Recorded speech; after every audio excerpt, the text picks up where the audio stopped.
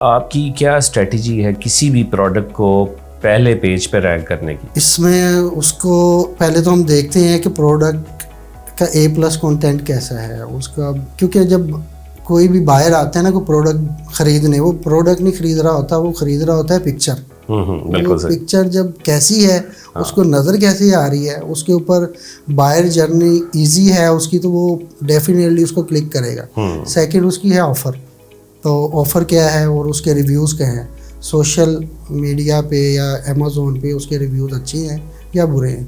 तो ये चीज़ें हमने बेहतर करनी होती है। PPC का काम मेजरली होता है ट्रैफिक लाना, ना कि सेल्स जनरेट करना। ट्रैफिक आ गई तो सेल्स ऑटोमेटिकली जनरेट होगी। तो आप ज़्यादा फोकस ऑप्टिमाइजेशन पे करते हैं कि ऑप्टिमाइजेशन अगर अच्छी होगी तो ट्रैफिक कन्वर्ट भी होगी। बिल्कुल, राइट, ओके, दैट्स गुड। आप क्या समझते हैं, एक्सटर्नल ट्रैफिक ज़्यादा बेहतर रहती है कि इंटरनल ट्रैफिक बेहतर रहती है? क्या अप्रोच आपकी बेहतर है? एफिलिएट मार्केटिंग भी होती है वो एक, उसके अलावा जो अमेज़ोन के अपने सेल्स हैं, अमेज़ोन डेफिनेटली उसको ज़्यादा बूस्ट करता है।